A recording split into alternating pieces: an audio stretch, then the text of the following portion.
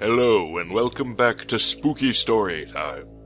Just in time for how... Yeah, it's like a week late. This year we have a creepy selection of good and slightly gooder and kind of whatever stories that I found around the internet. These are all from Reddit, specifically. Nightmares. As Sarah nodded off to sleep, she felt a strangely familiar chill in the air. The comfort of blankets and warm air quietly blowing from the air vents was not enough to overcome the icy chill she felt in her bones. It was as if the frozen breath of winter had crept into her bedroom. As Sarah's eyes adjusted to the darkness, she could still barely make out the familiar shapes of her bedroom furniture.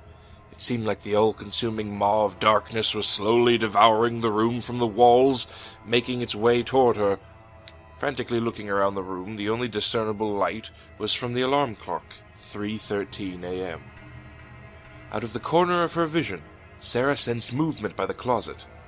Her heart began to beat faster, trying to rationalize what she saw. Sometimes the light peering in through the curtains would cast shadows on the walls. However, it was too dark for any shadows. She tried to scream but was unable to make a sound. An intense pressure built within her lungs, making breathing more difficult every time she gasped for air. The darkness slowly moved towards her. Sarah glanced at the clock again, 3:15 a.m. She helplessly tried to move her arms and legs, but couldn't find the strength. Her entire body was screaming for oxygen, begging for just one precious breath of air.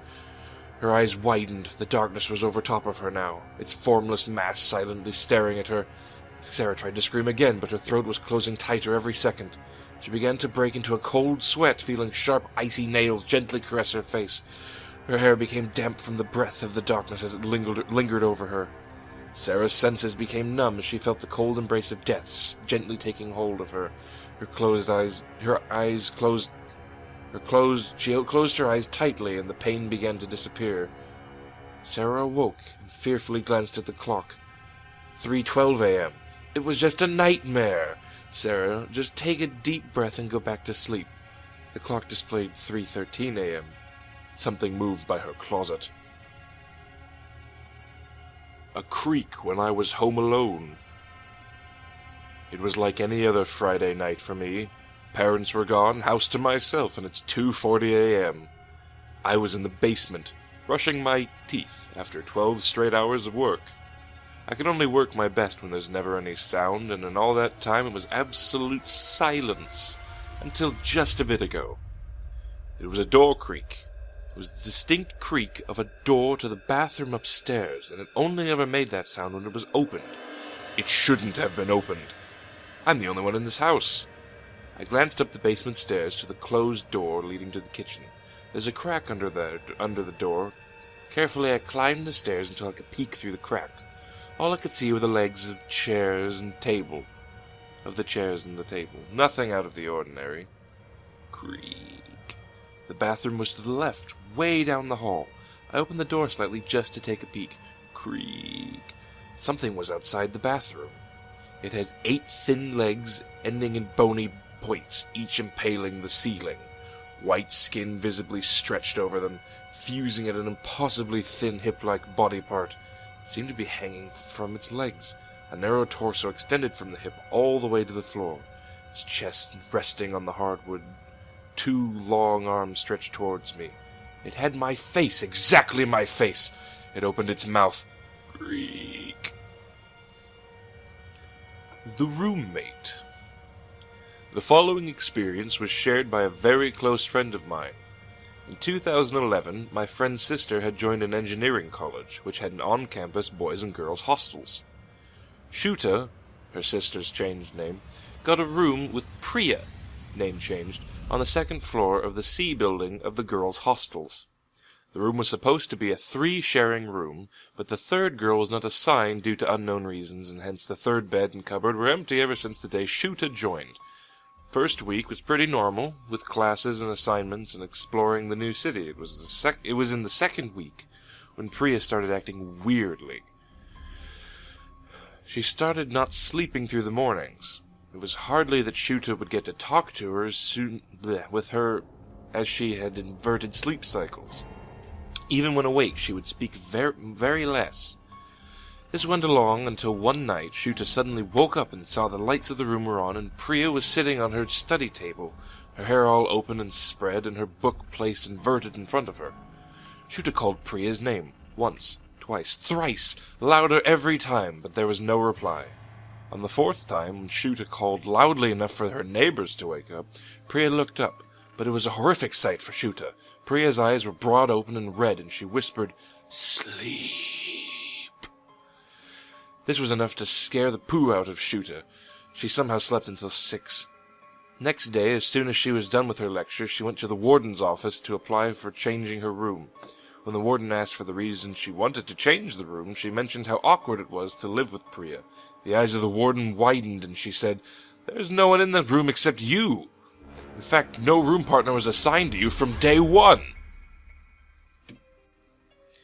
Pixel. As you sit down at the desk and reach up to start your machine, something on the monitor catches your eye. You absentmindedly swat at it, but after a few swipes of your finger fails to dislodge it, you move in for a closer look. After a moment you realize what it is. A dead pixel, a single speck of white sitting in the middle of your screen. Fascinated, you fix your gaze on it as the computer roars to life around it, watching as words and images appear around it. It never changes. The longer you stare at it, the brighter and more glaring it seems to become, until you realize with a start that the booting process is done. You quickly enter your password, and the desktop appears, marred by this tiny blemish. You resolve to ignore it and grasp at the mouse, even as you begin to slide the cursor around. However, you find you can see it in the outskirts of your field of vision, silently screaming for your attention. Of their own accord, your eyes slowly drift to where it sits. The more you try to avoid it, the more you cannot look away. You quickly open a browser and sigh in relief as the entire screen flares white. You begin to navigate around the web, losing yourself in the mundane world of web pages and links, and it's right there! You don't know how you know, but there's no way you could be able to tell the difference between the living and the dead, but your eyes continually snap to where it is, and it's nestled. Well, you know it's nestled, mockingly camouflaged among its brethren. It knows that you know its intent. You try with all your might, but you cannot escape its gaze. Minutes stretch into hours as the tiny dot blares even brighter, never growing, but seeming to consume your sight, your very world. You can't take it anymore. Your finger stabs at the power button, and the fan crawls to a halt. You fix your foe with one final defiant stare before unplugging the cord from the back of the monitor. You grab it by the sides and pick it up and begin to carry it away. You'll just buy a new one. No problem at... You halt. Your eyes settled on the screen stretched between your hands, the completely blank screen. You set it down and bring your face close, once again drawn to a singular spot, now impossibly empty. Slowly your head swivels back to the desk. There, suspended, scant feet above the wood, is a small speck of white. You slowly approach it, moving to examine it from all angles. It hangs impossibly in the air, a particle of your world, immutable and inert. You move your hand across it and remain stark against your flesh. Heart pounding, you back away, and watch helplessly as the matching bit of empty space next to it blinks to white. The library book. He settled into his favorite chair. A new stack of books from the library on the table beside him. With a satisfied sigh, he perched his glasses on the end of his nose and took the top book from the pile. Audubon. A biography. He set it down on the table and picked up the next book, the Luftwaffe War Diaries. He continued going through the stack, examining their covers, flipping through their pages, savoring the decision of which one to read first. At the bottom of the pile he found a slim octavo bound in a green leather. It appeared to be an older edition, unusual to find in the library, and he didn't remember putting it in his basket. He opened it to the title page. "Tales of Dread and Suspense," read the old-fashioned text with its exaggerated serifs. He turned the page amused. This was certainly not his usual reading material. He scanned the table of contents. The Strange Case of Mrs. M. The Endless Staircase. A Midnight Occurrence. He chuckled out loud at the lurid titles. Then one caught his eye. Mr. Osgood's Tribulation. That was his own last name. Smirking, he flipped the pages until he found the story. He began to read. Mr. Osgood sat in his favorite chair, book in hand. The story began. The late afternoon sun shone through the coarse brown curtains, illuminating the shabby room within. He stopped reading, startled. He glanced at the brown curtains hanging from the window. His eyes flicked back to the page. Mr. Osgood had reached middle age without acquiring a wife or children, and he lived alone in his little house near the railroad tracks. His eyes raced over the line of text. Every day he took the train into the city, where he worked in an office, recording accounts and balances. He rarely spoke to anyone. At night he would read in his favorite chair until his eyelids grew heavy, and then he would put out the lamp and go to sleep. It was all true! He began to feel uneasy. He closed the book and set it on the table. He went to the kitchen, put on the kettle for tea. When the tea was ready, he took it back to his chair and sipped it, looking at the book on the table. Eventually he picked it up again. It sat behind his chair, watching him drink his tea, he read. He whipped his head around. There was nothing behind him. Reluctantly, he read the next words. It waited for Mr. Osgood to fall asleep. Then it unfolded its long spider-crab legs, and he slammed the book shut. He stayed awake for as long as he could. His sister returned the books to the library when she came to get the house ready for sale.